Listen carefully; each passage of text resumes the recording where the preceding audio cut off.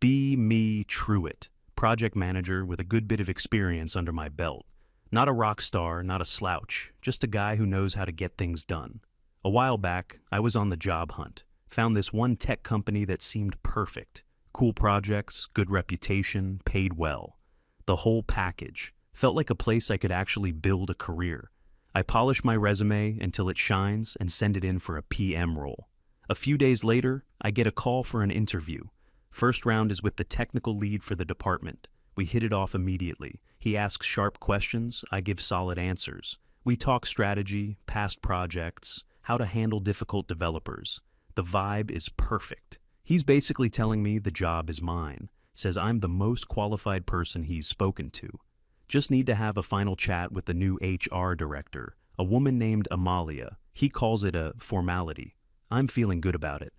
The next day, I log into the video call for the final interview. Amalia joins the call. Instantly, the atmosphere shifts.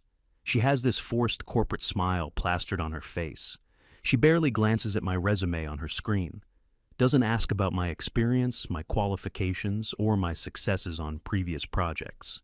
Instead, it's all vague, corporate speak questions. Asks me about my philosophy on workplace harmony.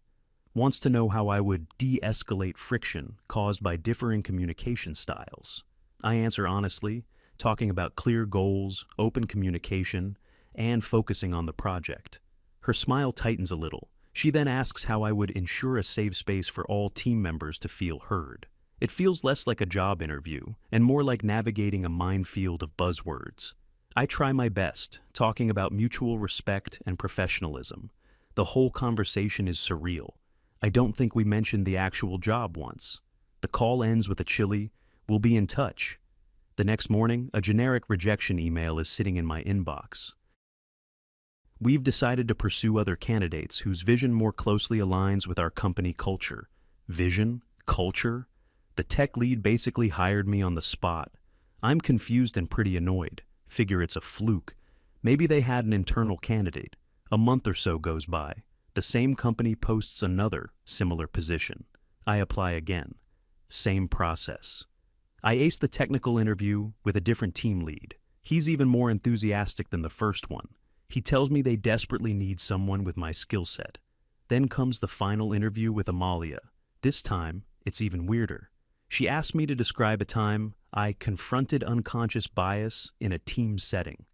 I give a real example of smoothing over a misunderstanding between two developers from different cultures. She looks unimpressed. She talks a lot about the company's new initiative to empower marginalized voices in the tech space. The whole interview feels like she's already decided I'm not the right fit and is just going through the motions. The rejection email arrives even faster this time. Now I'm starting to get a picture. Something is off. I tell my friends about it. My two closest friends are Hank and Jaden. Hank is a tech wizard, the kind of guy who builds his own servers for fun and can code in his sleep. Jaden is the cynic, smart, brutally honest, and sees the patterns everyone else misses. We're all hanging out in a Discord call one night, just relaxing. I'm ranting about my job search, specifically about the weird rejections from this one company. Jaden is quiet for a minute, just listening. Then I hear him typing furiously. "Dude," he says, "pull up the LinkedIn page for this company. Click on People." I do it. Hank does too. Jaden tells me to filter by new hires over the last 6 months. The time frame matches up perfectly with when Amalia started as HR director. The results load. We all go silent. It's a wall of faces, all women, every single new hire. Not a single man in the bunch. We start clicking on the profiles. One of the new senior software engineers has a profile that lists her previous job as a social media manager for a makeup brand. Her skills section is full of things like content creation and brand engagement. Nothing about actual coding languages. Another new hire in data analytics has a degree in something completely unrelated, and her only experience is a 6-week online boot camp. It's blatant. Amalia isn't hiring the most qualified people. She's only hiring women. The feeling isn't just anger. It's this deep sense of frustration, that feeling of being judged and dismissed before you even get a chance to prove yourself. Jaden breaks the silence. He just laughs, this bitter, humorless sound. "You're an idiot, Truitt. he says, but there's no malice in it. You went in there as Truett. You should have applied as Ashley. You would have gotten the job, a signing bonus, and a welcome basket. It's a joke, but it hangs there in the digital air. Then Hank speaks up, his voice thoughtful. You know, it's not actually impossible. Jaden and I both stop. What do you mean? I ask. Hank starts talking. He gets this energy when he's on a technical problem. Real-time voice modulation is pretty advanced now. You can train it on a voice profile, and VTuber software uses real-time facial mapping. We could rig up a filter, a realistic one, not an anime cat girl. The joke was slowly morphing into a real, tangible idea. What if we did it? What if we created completely new, female personas and applied? It would be the perfect experiment. A way to prove, definitively, that the hiring process was a sham. The initial idea felt crazy, deceptive. But then I thought about those 2 rejections, the feeling of being dismissed for reasons that had nothing to do with my ability. The company was already being deceptive. They were pretending to care about finding the best talent while running an ideological screening process. Our plan wasn't about malice. It was about exposing a hidden truth. Jaden was all in. He loved the sheer chaos of it. I looked at Hank. He was already sketching out a system architecture. We decided to do it, all 3 of us. We'd create 3 separate, believable female candidates. We gave it a code name, Project Trojan Mare. The next few weeks were a blur of activity. Hank went into what we called goblin mode. He locked himself in his room and built the system from the ground up. He didn't use off-the-shelf software. He said it was too detectable. He coded a custom video filter overlay that was subtle and realistic. It didn't look like a filter. It just looked like a different person. It softened jawlines, changed eye shapes just enough. The voice modulation was the hardest part. He had us record hours of ourselves speaking in a neutral tone, then fed it into a machine learning model. The result was 3 distinct, natural-sounding female voices. Not robotic, not high-pitched and fake, just believable. While Hank was building the tech, Jaden and I worked on the personas. We had to be meticulous. I became Ashley, a friendly, experienced project manager. My resume was my real resume, just with the name changed and some minor details altered. Hank, the coding genius, became Brenda, the quiet, hyper-competent developer. Her GitHub profile was Hank's actual GitHub, just anonymized. A portfolio of brilliant, complex projects that spoke for itself. Jaden, who had a knack for numbers, became Chloe, a sharp, no-nonsense data analyst. We used AI to generate realistic headshots, not supermodels. Just normal-looking women you'd see in any office. Plausible, forgettable even. We built their LinkedIn profiles, backdating posts and connections to make them look established.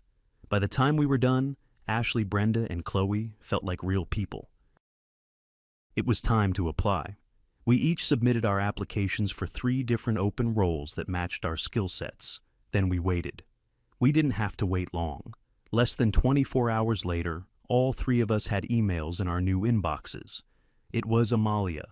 The tone was night and day compared to the automated rejections I was used to. She was enthusiastic, friendly, almost giddy. Dear Ashley, I was so impressed by your background. Dear Brenda, your portfolio is absolutely stellar. Dear Chloe, we're very excited about your application. She wanted to schedule interviews with all of us as soon as possible. The first test was passed. We were through the door. The interviews were surreal. We set up a command center in my apartment living room. 3 desks, 3 computers, all routed through Hank's central server that ran the disguise software. My interview as Ashley was first. I logged into the call. The filter kicked in. I looked at myself on the screen. It was unnerving, but it was flawless. Amalia joined the call, beaming. Ashley, so wonderful to meet you, she said. The voice modulator worked perfectly. The voice coming out of my speakers was calm, professional, and distinctly female. She didn't ask me a single difficult question. She gushed about my resume. She talked about how refreshing it was to see strong female leadership in the project management space. I just fed her the lines she wanted to hear, talked about collaborative environments, supportive teamwork, and empathetic leadership. It was like I had a cheat code. She told me she was passing me straight to the final round with the tech lead, Hank's interview as Brenda was even more absurd. The tech lead asked him a series of deeply complex coding questions. Hank, speaking as Brenda in a quiet, measured voice, solved them instantly. The tech lead was audibly impressed. You could hear him saying, "Wow," under his breath. When Hank met with Amalia, she barely spoke about his skills. She just talked about how brave it was for a woman to be so deeply involved in the male-dominated coding world. Jaden's interview as Chloe was the same story. He aced the technical portion, and Amalia treated him like a long-lost sister, complaining about how men always tried to over-explain data to her. Within a week, all three of us had job offers. Not just offers, fantastic offers. The salary they offered Ashley was 15% higher than the top of the range listed on the job posting I had originally applied for. The system wasn't just biased, it was financially rewarding that bias. We accepted the offers. Our first day was remote onboarding. We were introduced to the rest of the team on a massive group video call. Looking at the gallery of faces, it hit me. We were the only new hires, and seeing the rest of the team, it was clear Amalia had been busy for a while. The gender ratio was wildly skewed. Amalia led the call, and she was glowing. She introduced us, Ashley, Brenda, and Chloe, as her new dream team. She said we were here to shake things up and bring a fresh perspective. The first week was a masterclass in corporate dysfunction. The company's internal systems were a mess. Projects were disorganized. Communication was chaotic.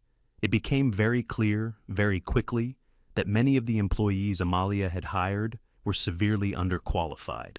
In the main development chat, one of the senior developers hired, a month before us, asked a question about how to perform a basic Git command. The entire channel went silent for 5 minutes. Hank, as Brenda, eventually just messaged her the answer privately to end the awkwardness. Deadlines were treated as suggestions. People would promise to have work done by a certain day, and then that day would come and go with nothing but excuses. The whole place was a productivity black hole. But we had a job to do. We weren't there to slack off. As Ashley, I immediately started organizing the projects I was assigned. I built proper timelines, set clear milestones, and started hounding people for updates. Hank, as Brenda, started closing tickets that had been open for months. He rewrote entire chunks of buggy, inefficient code, massively improving performance on one of the key products. Jaden, as Chloe, built a data dashboard that gave the leadership team the first clear view of their user engagement they'd had in over a year. We weren't trying to be superstars. We were just doing our jobs to the standard we were used to. In that environment, just being competent made you look like a wizard. Amalia was ecstatic. She would constantly praise the three of us in public channels. "This is what happens when you empower women," she wrote after Hank fixed a server crashing bug. "Ashley is bringing so much needed order to this chaos. A natural leader," she posted after I delivered a project ahead of schedule. It was the most bizarre, ironic form of validation I had ever experienced. We were working from my apartment, headsets on, running our female personas, and being praised by the very person who had rejected us for not being women. We started documenting everything. Every chat message from Amalia praising us. Every email where she made a disparaging comment about male ego in the workplace. We recorded the all-hands meetings, where she would present diversity numbers that were completely misleading, framing the recent hiring spree as a success for equality rather than the result of her own biased agenda. We were building a case, piece by piece. The other women on the team, the ones Amalia had hired, started to resent us. We were making them look bad, just by being productive. They would turn in sloppy work, and I, as Ashley, would have to send it back with detailed notes on how to fix it. In team meetings, they would propose ideas that made no technical or logical sense, and Hank or Jaden, as Brenda and Chloe, would have to gently explain why they wouldn't work. They started forming their own little clique, excluding us from informal chats. They complained to Amalia that our standards were unrealistic and that we were creating a stressful environment. They said Brenda was cold and intimidating because she was so direct with her code reviews. They claimed Chloe was aggressive for pointing out flaws in their data analysis. Amalia's solution was to hold a women in the workplace support circle. Attendance was mandatory for all female employees. The three of us had to sit through an hour-long video call where several of our coworkers cried about how stressful the job was. Amalia looked at us with this pleading expression, telling us that we need to support our sisters and that sometimes empathy is more important than efficiency. She was asking us to lower our standards to accommodate the feelings of the incompetent people she had hired. The entire situation was spiraling into a vortex of absurdity. A few months into the job, a massive new project was announced. It was a complete overhaul of the company's main product. High stakes, tight deadline. The CEO himself announced it in an all-hands meeting. He made it clear that the future of the company was riding on this. After the call, Amalia set up a meeting with me, Hank, and Jaden's personas. She told us that she had successfully lobbied for the three of us to be the core leads on the project. Ashley, she said, you'll be the overall project lead. Brenda will lead development, and Chloe will handle all the data and analytics. The CEO wanted to put some of the old guard in charge, but I convinced him to trust my team. She was framing it as a massive victory for feminism. She had fought the patriarchy and won. In reality, she had just volunteered the only 3 competent people in her hiring pool for the most difficult project in the company's history. We knew this was it. This was the ultimate test. If we succeeded, we would prove our skills beyond any doubt. If we failed, the company could go under, and it would be our fault. The pressure was immense. But for us, it was also the perfect opportunity, the perfect stage to finally pull back the curtain. The project started with a bang. The three of us, in our new leadership roles, laid out a comprehensive plan. As Ashley, I broke the entire project down into manageable sprints. Clear goals, clear deadlines, no ambiguity. Hank, as Brenda, designed the new system architecture. It was clean, efficient, and scalable. A work of art, really. Jaden, as Chloe, set up tracking for every conceivable metric, so we could monitor progress in real time. We presented the plan to the upper management, minus the CEO. They were blown away. One of the senior VPs told us it was the most professional and well-thought-out project plan he'd seen in his 10 years at the company. Amalia was on the call, just beaming with pride. She saw our success as her success. The first couple of weeks were smooth. We were hitting all our targets. The parts of the project we controlled directly were flying. The problem was the other team members, the ones Amalia had hired. We had to delegate tasks to them. There was no way around it, and it was like throwing work into a void. Tasks that should have taken 2 days would be a week overdue. When the work was finally submitted, it was almost always unusable. The code was a mess, full of bugs, inefficient, completely ignoring the standards Hank had set. The project management updates were vague and useless. The data entry was riddled with errors. It was a constant battle. We were spending more time fixing their mistakes than doing our own work. I, as Ashley, tried to be the good manager. I'd schedule one-on-one calls to go over the work.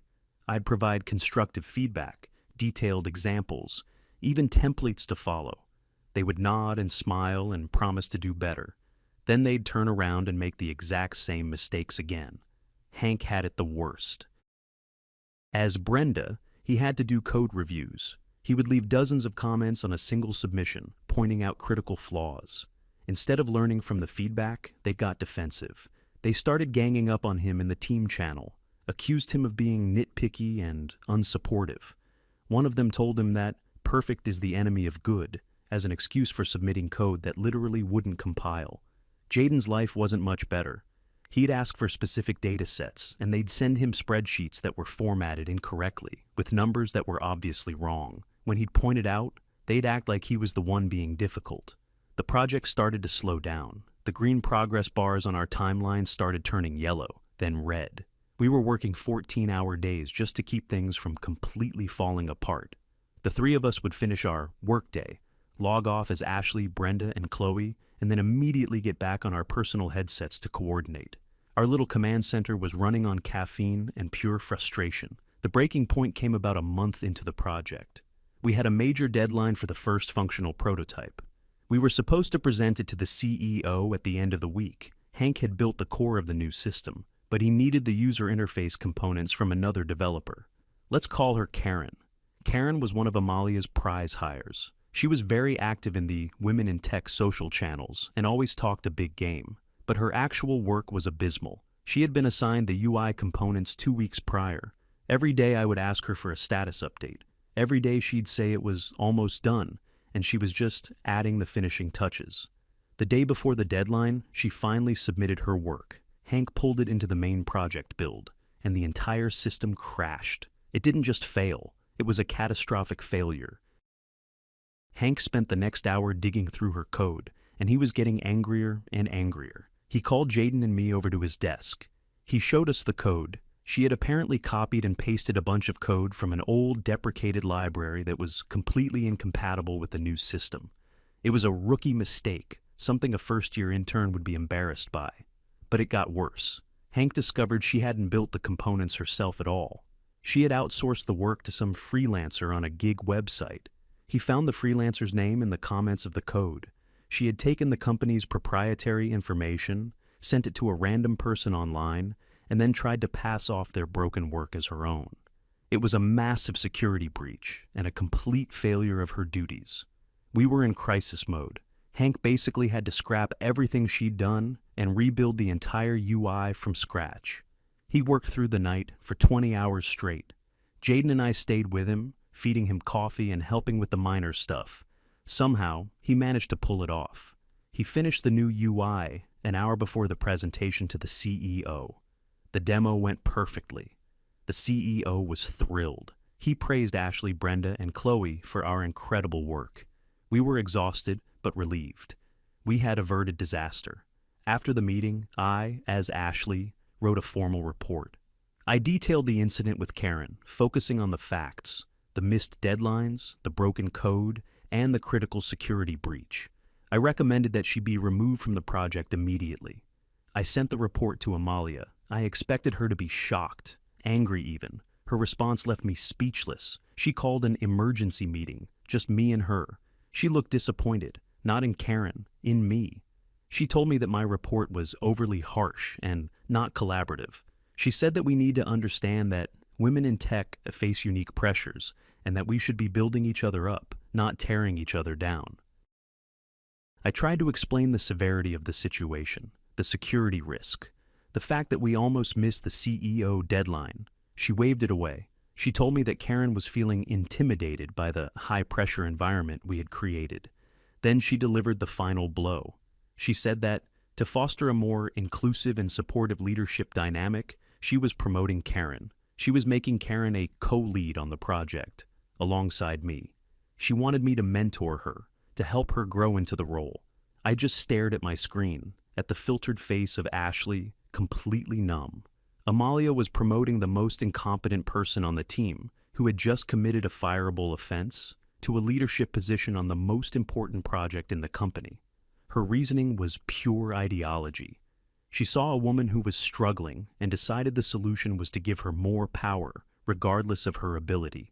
She was going to sink the entire project, and possibly the company, just to prove a point. After the call ended, I took my headset off. I looked at Hank and Jaden. "It's time," I said. "Burn it all down." There was no more debate. Amalia had made our decision for us. Hank had been preparing for this moment. He had a folder on his secure server. It contained everything. Every recorded meeting with Amalia's bias statements. Every chat log of her praising us while dismissing male candidates. A detailed performance report comparing our productivity as Ashley, Brenda, and Chloe to the rest of the team. The numbers were staggering. The three of us were outproducing the other 10 members of the team combined. A copy of Karen's outsourced broken code. And, the cherry on top, our original resumes. Truett, Hank, and Jaden, along with the generic rejection letters we had received from Amalia. It was a mountain of undeniable, professionally organized evidence. Hank put it all into a single, encrypted zip file. Jaden drafted the email. It was addressed directly to the CEO. No one else CC'd. The subject line was simple: confidential information regarding HR practices and project risk. The body of the email was short, professional, and devoid of emotion. It stated that we were employees who had discovered systemic discriminatory hiring practices orchestrated by the HR director, Amalia. It mentioned that these practices had resulted in the hiring of unqualified personnel, which now posed a direct and immediate threat to the success of the new flagship project. It concluded by saying, "The attached file contains all relevant documentation. We have chosen to bring this to you directly to mitigate further damage to the company. We created a temporary anonymous email address." We all gathered around Hank's computer. He attached the file. He moved the cursor over the send button. We looked at each other one last time, a silent agreement. He clicked it. For the next 24 hours, it was strangely quiet. Nothing happened. Amalia was posting in the work channels as usual. We started to get nervous. Did the CEO not get the email? Did he dismiss it? Then, the next morning, things started happening. A company-wide calendar invitation for an emergency all-hands meeting appeared, scheduled for noon. Then, about an hour later, Amalia's Slack account was deactivated, just like that. She was gone. Her name was grayed out. A quiet murmur went through the work channels. People were confused. At noon, the entire company joined the video call. The CEO was there. He looked grim. He didn't waste any time. He announced that Amalia was no longer with the company, effective immediately. He said there would be a full, independent review of the HR department's hiring practices. He then talked about the flagship project. He said he had reviewed its status and was making some structural changes to ensure its success. The meeting was over in less than 10 minutes. It was a corporate bloodbath, executed with cold precision. An hour later, the three of us, Ashley, Brenda, and Chloe, got a single meeting invitation from the CEO for the following morning. The title was simply Discussion. That night, we barely slept. We had won, but the final chapter wasn't written yet. The next morning, we logged on from our command center for the last time. We joined the video call. It was just the CEO. He looked tired, but his eyes were sharp. He looked at our three female avatars on his screen. "Good morning," he said, his voice flat. "I received an anonymous email 2 days ago. It contained a great deal of illuminating information. I believe it came from one of you, or perhaps all of you." He paused, letting the silence hang in the air. "Before we discuss the future of this project," he said, "I need to know who I'm really talking to." This was it. I took a deep breath. "Sir," I said, my modulated Ashley voice sounding strange in the tense silence, "we need to show you something." Hank counted down from 3 in our private chat. On 0, we all hit a single hotkey. The filters and the voice modulators shut off instantly. The faces of Ashley, Brenda, and Chloe vanished from the screen. They were replaced by us, 3 regular guys sitting at our desks in my apartment. The CEO's eyes widened, just for a second. It was the only crack in his professional poker face. He leaned back in his chair, staring at us. He wasn't angry. He looked fascinated, like a scientist who had just discovered a new species. "Well," he said after a long silence, "I can't say I expected that. I did the talking. I explained everything from the beginning. Our qualifications, the rejections, our suspicions, the experiment. I was factual and direct. No emotion. I just laid out the sequence of events that had led us to this moment." When I was done, the CEO was quiet for a full minute. He pulled up a file on his computer. We could see him looking at our real resumes, the ones we included in the evidence package. He looked at our faces, then back at his screen. Finally, he spoke. "What you did," he said slowly, "was unorthodox, deceptive, and grounds for immediate termination." My heart sank. "However," he continued, leaning forward, "you also saved this company from a multi-million-dollar lawsuit. You exposed a critical vulnerability in our operations, and, in the past 3 months, you have done more productive work than the entire department combined." He looked straight at us. "I don't care about office politics. I don't care about ideology. I care about results, and you 3 deliver results." He made us an offer. He would terminate the contracts for Ashley, Brenda, and Chloe, and he would hire Truett, Hank, and Jaden, with a salary increase. He wanted us to lead the project. For real this time. He ended the call by saying, "Welcome to the company, again." We logged off. The 3 of us just sat there, in the quiet of the room. It was over. We hadn't just gotten jobs. We had been told the system was rigged. We had refused to accept it. We had fought back with the only tools we had, our skills and our wits. And we had been proven right. It wasn't about being a man or a woman. It was about being competent. And for the first time in a long time, that felt like enough.